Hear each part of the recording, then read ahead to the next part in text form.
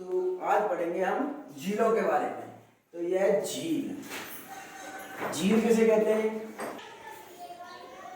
तो बड़े बड़े गड्ढों में यहाँ पानी भर जाया करता है और यह पानी लगातार भरा ही रहता है। तो इन गड्ढों को हम क्या कहते हैं? झील कहते हैं। ऐसे गड्ढे जिनमें वर्ष पर्यंत लगातार पानी भरा हुआ रहता है उन्हें हम झील कहते हैं। तो झीलें दो प्रकार की होती हैं, एक तो मीठे पानी की झीलें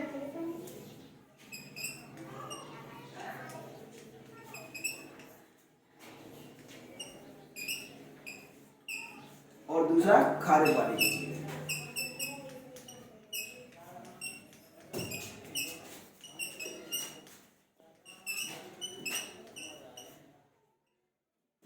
झील तो इसमें खारे पानी की झीलें। तो खारे पानी की झील आज हम पढ़ेंगे खारे पानी की झीलें। तो खारे पानी की झीलें लेंगे यहाँ पे, तो लिखेंगे अब यहाँ से हमारा फर्स्ट में टॉपिक चलेगा अपना खारे पानी की झीलें। खारे पानी की झीलें। और हम बात कर रहे हैं राजस्थान में, तो राजस्थान में खारे पानी की झीलें, फिर राजस्थान के बाद तुलनात्मक अध्ययन कर लेंगे, फिर भारत में खारे पानी की झील और फिर यहाँ में विश्व में खारे पानी की झील। तो सबसे पहले हम पॉइंट नंबर 1 डाल के लिखेंगे राजस्थान में खारे पानी की झील।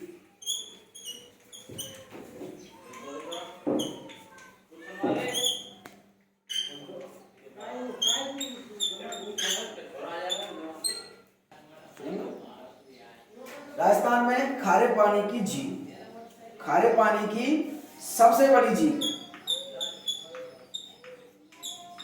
बड़ी झील। तो राजस्थान में खारे पानी की सबसे बड़ी झील है साबर झील, साबर झील। और साबर झील है कहाँ है?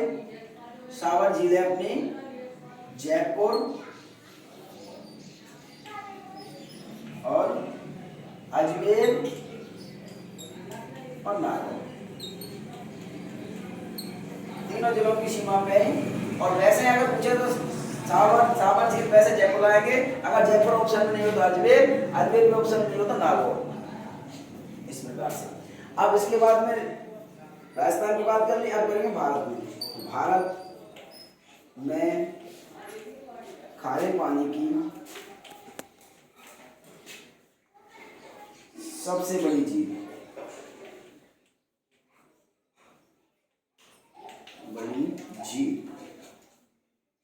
राजस्थान में खारे पानी की सबसे बड़ी झील साबर हुई और भारत में सबसे बड़ी खारे पानी की झील होगी चिल्का झील। यह है उड़ीसा में। अब विश्व की बात करें तो विश्व में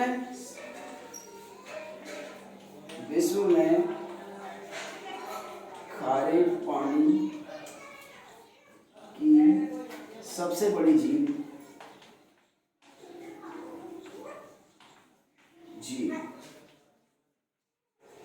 कैस्पियन सागर।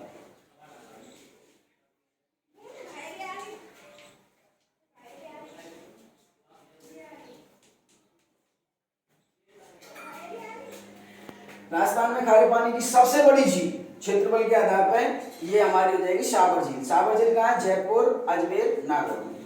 अब भारत की बात करें तो भारत में खारे पानी की सबसे बड़ी झील चिल्का झील उड़ीसा में है। विश्व में खारे पानी की सबसे बड़ी झील कैस्पियन सागर। ये तीनों राजस्थान, भारत, विश्व तीनों में खारे पानी की सबसे बड़ी झील के नाम आ गई। राजस्थान में पूछेगा तो ये लिखी रहेगी साबर झील। अगर भारत में पूछेगा तो चिल्का झील। राजस्थान की खारे पानी की झीलों की ट्रिक। तो राजस्थान में जितनी खारे पानी की झील है उनको याद करने के लिए मुख्य झील है जो उनको याद करने की ट्रिक है। तो ये ट्रिक है अपनी बाप रे, शादी का पल्लू,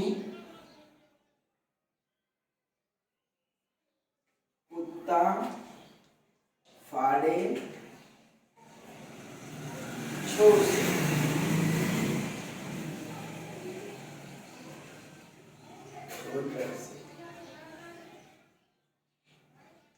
तो ट्रिक्स क्या है?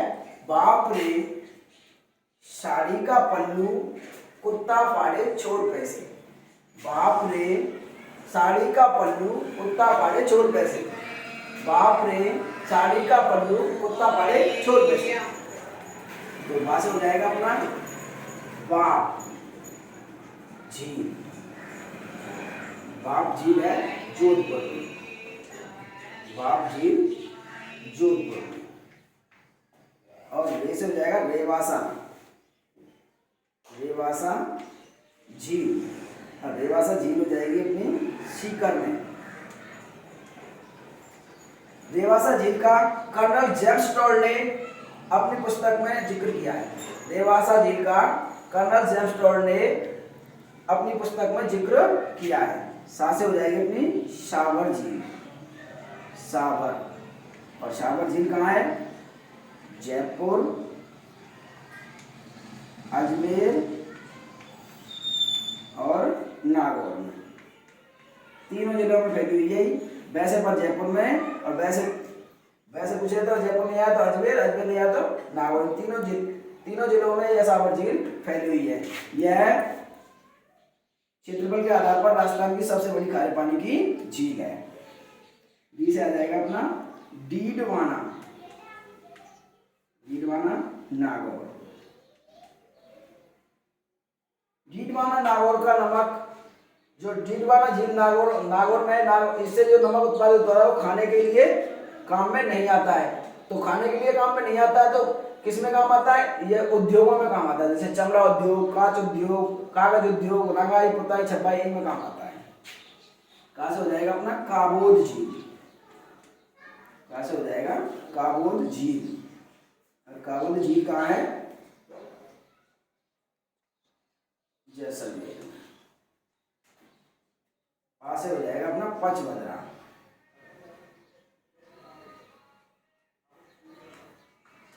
पचमढ़ी बाड़मेर। पचमढ़ी झील कहाँ हो जाएगी? बाड़मेर में। अब इनको हम मिटाएंगे ताकि वो आ जाएंगे। अभी आ नहीं पाएंगे बोर्ड पे, तो इसलिए हम उनको मिटाएंगे। लूणकरण साहब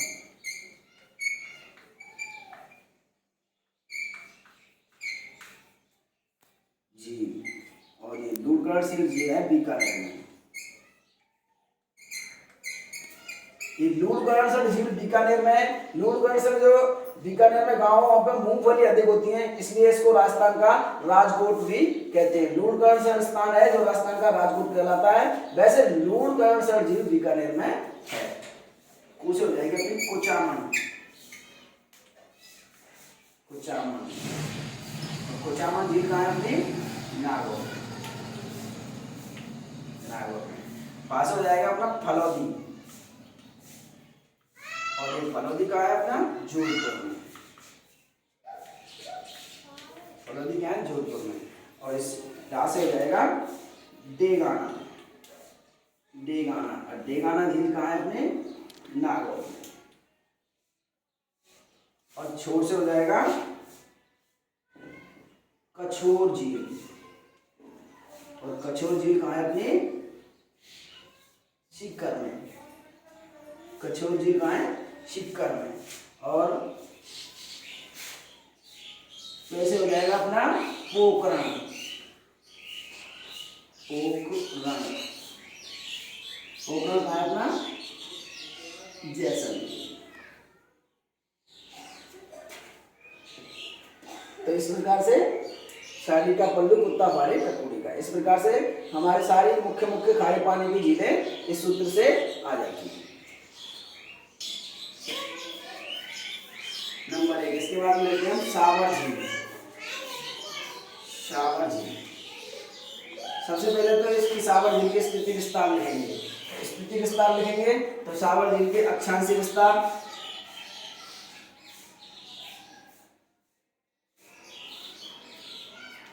अक्षांशीय विस्तार, साबर झील का अक्षांशीय विस्तार है तुम्हारा 27 डिग्री से 29 डिग्री। इसमें अक्षांशीय उत्तरी अक्षांश से उत्तरी अक्षांश आएगा। और देशांतरीय विस्तार कितना है? देशांतरीय विस्तार,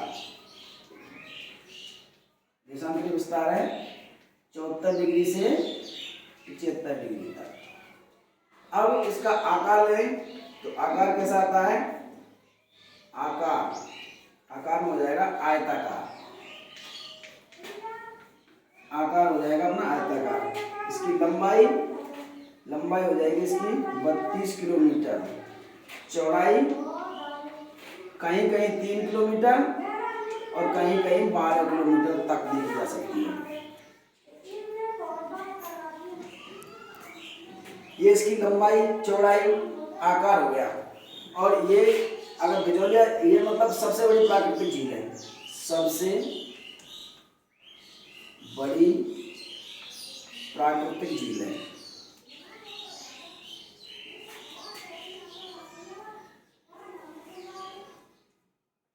परंतु बिजौलिया शिलालेख के अनुसार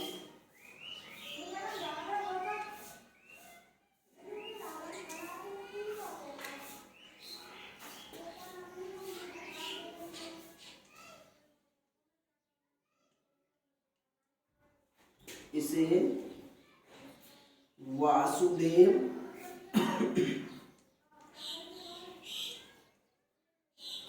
चौहान द्वारा निर्मित माना जाता है।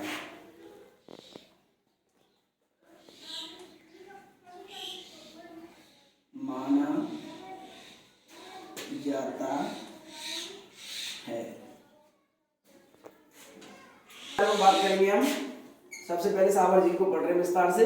तो साबर झील के अक्षांशीय विस्तार 27 से 29 है, देशांतरीय विस्तार 74 से 75 है, आकार आयताकार या अंडाकार भी कहीं कहीं मिलता है, अंडाकार, लंबाई 32 किलोमीटर, चौड़ाई 3 से 12 किलोमीटर, कहीं कहीं 3 मिलता है, कहीं कहीं 12 मिलती है। सबसे बड़ी प्राकृतिक झील माना जाता है इसको, सबसे बड़ी प्राकृतिक झील। परंतु बिजौलिया शिलालेख के अनुसार इसे वासुदेव चौहान द्वारा निर्मित माना जाता है। तो अगर वासुदेव चौहान द्वारा आएगा तो बिजौलिया शिलालेख आएगा, बिजौलिया शिलालेख आते ही वासुदेव चौहान का नाम, नहीं तो प्राकृतिक झील है। प्राकृतिक झील सबसे बड़ी प्राकृतिक झील है। इसे अकबर की विवाह स्थली तथा दादू की तपोस्थली भी कहा जाता है।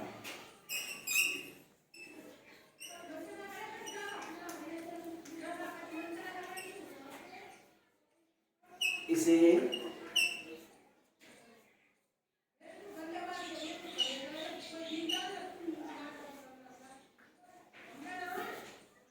यहाँ पर ही तीर्थों की नानी देवयानी भी है। यहाँ पर मतलब साबर झील के किनारे, साबर झील के किनारे, यहाँ पे मतलब साबर झील के किनारे। यहाँ देश का 8.7% नमक उत्पादित किया जाता है, उत्पादित किया जाता है। अगला पॉइंट है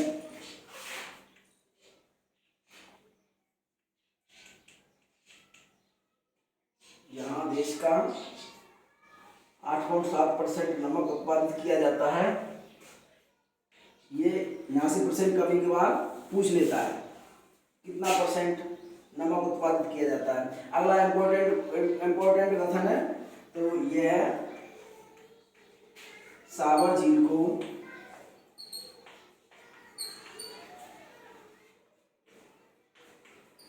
1990 में रामसर साइट में शामिल किया गया। रामसर साइट में शामिल किया गया।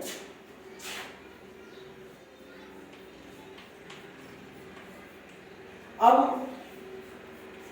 तीर्थों की नानी आ गई। अब तीर्थों का मामा, तीर्थों का मामा, और यहाँ पे तीर्थों का भांजा। नानी तो होगी देवयानी सावर झील में। अब तीर्थों का पूछ लिया जाता है, यही कंफर्म कर लेते हैं, यही क्लियर कर लेते हैं कि तीर्थों का मामा कौन है। तो पुष्कर, पुष्कर अजमेर, ये तीर्थों का मामा कहलाता है। अब तीर्थों का भांजा, तीर्थों का भांजा, तीर्थों का भांजा होता है मच्छकुंड धौलपुर।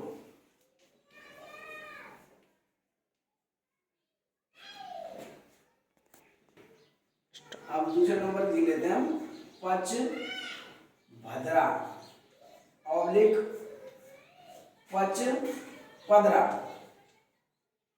झील। यह झील पंचा भीम द्वारा दलदल को सुखाकर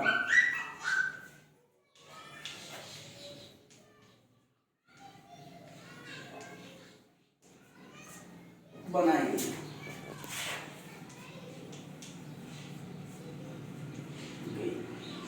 फिर इसमें अगला पॉइंट आता है कि ये पचभद्रा झील है जो, इसमें मतलब नमक, यह सबसे पहले तो सबसे खारी, यह सबसे खारी झील है पचभद्रा ही।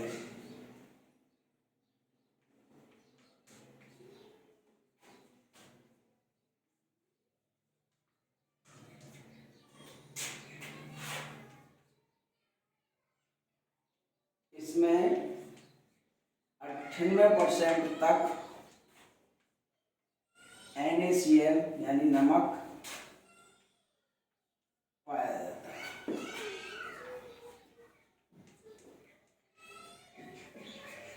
98% तक नमक पाया जाता है इसमें। और यहाँ पे एक जाति है, हाँ इसमें अगला पॉइंट है, यहाँ पे खारवाल जाती है इसमें। यहाँ खारवाल जाति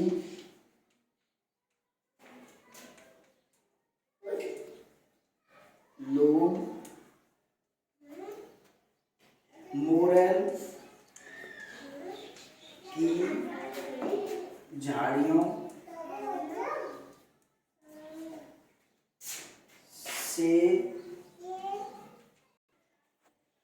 यहाँ खारवाल जाति के लोग मोरेल की झाड़ियों से नमक उत्पादित करते हैं।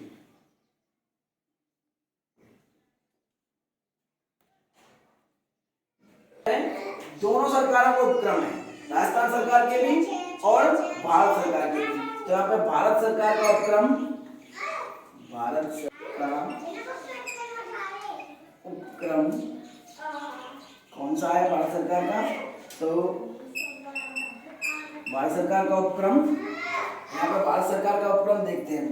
तो भारत सरकार का उपक्रम है अपना यहाँ पे केंद्रीय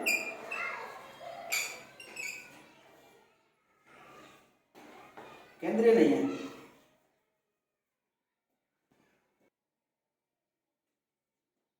यहाँ पे केंद्रीय नहीं है। तो यहाँ पे हिंदुस्तान, हिंदुस्तान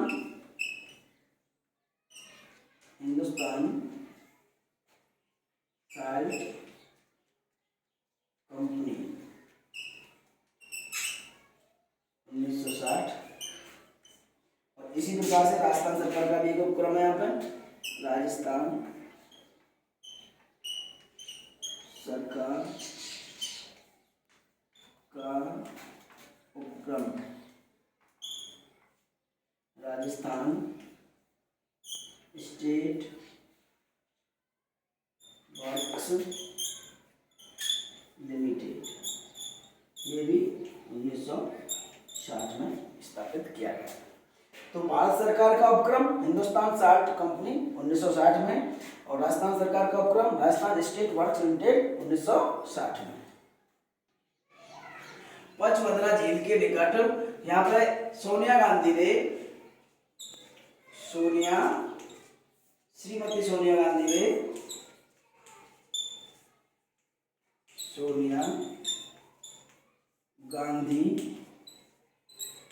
ने 22 सितंबर 2013 को सोजियावाली बाड़मेर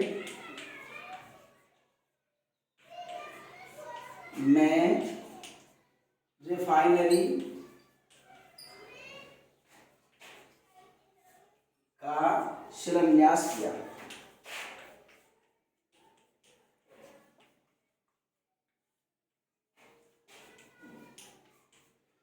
तो यहाँ पे रिफाइनरी, जो बाड़मेर में रिफाइनरी लगाई है श्रीमती सोनिया गांधी ने 22 सितंबर 2013 को सोजियावाली जगह है यहाँ पे, और ये पचमदरा बाड़मेर में रिफाइनरी का शिलान्यास किया। अब इसके बाद में देंगे हम अपनी डीडवाना झील।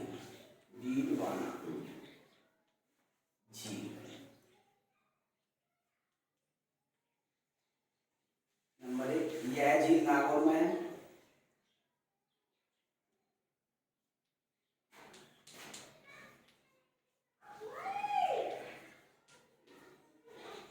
नंबर 2,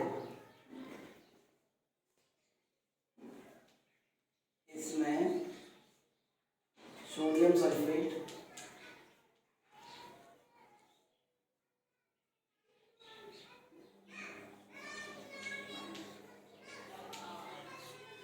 Na2SO4 वाला नमक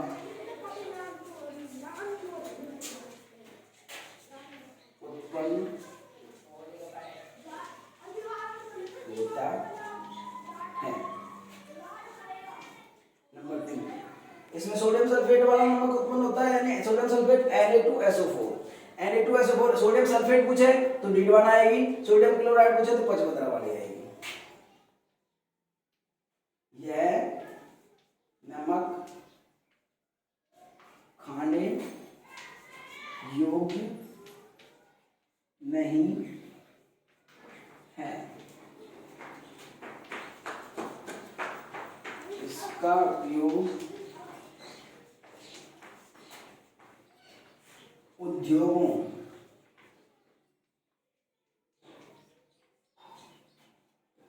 कागज उद्योग, चमड़ा उद्योग, कांच उद्योग, रंगाई छपाई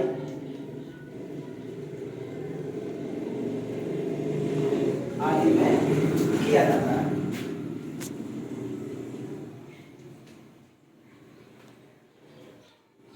यहाँ के स्थानीय लोग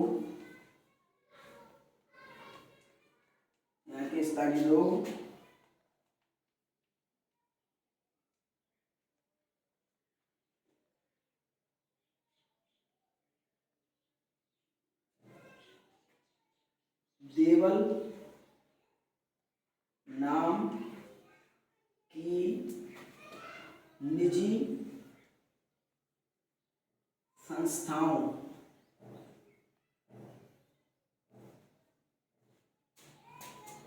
से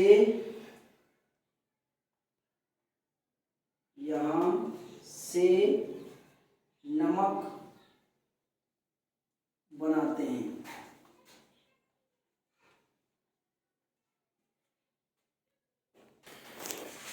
नागौर की कुछ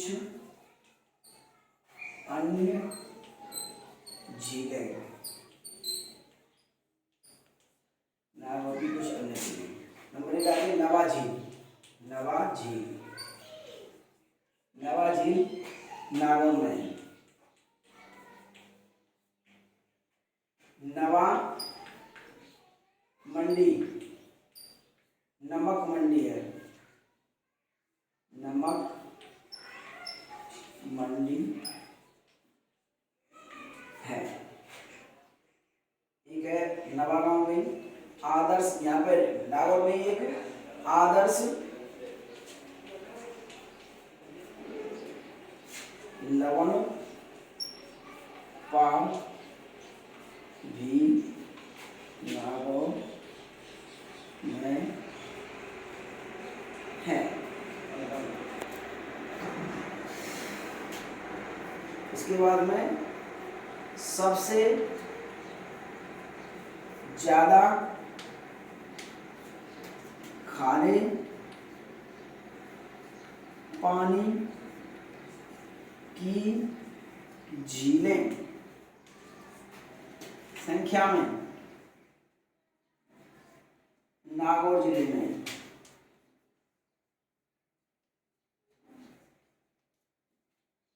सबसे ज्यादा खारे पानी की झीलें नागौर जिले में हैं।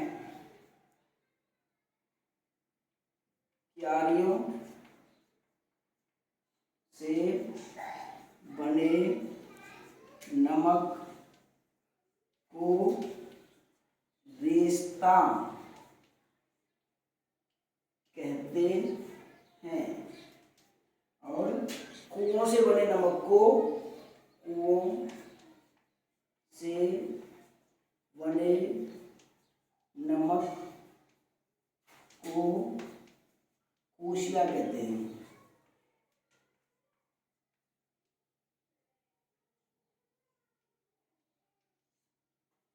क्यारियों से बने नमक को रेस्ता कहते हैं, ये प्रश्न आ सकता है। और कुओं से बने नमक को कोशिया कहते हैं। कू से का से कुआ, का से कोशिया। इसके बाद में कुछ अन्य खारे पानी की झीलें देख लेते हैं राजस्थान में। कुछ और बचती हैं, जैसे लूड़करासर बीकानेर की झील है, यह उत्तरी भारत की एकमात्र खारे पानी की झील है। तो ये इस दृष्टि से इंपॉर्टेंट बन जाती है। और लूड़करासर यानी जो लूड़करासर है, इस स्थान को राजस्थान का राजकोट भी कहते हैं, क्योंकि यहाँ पर मूंगफली सर्वाधिक होती है। ये आ जाती है अब रेवासा झील।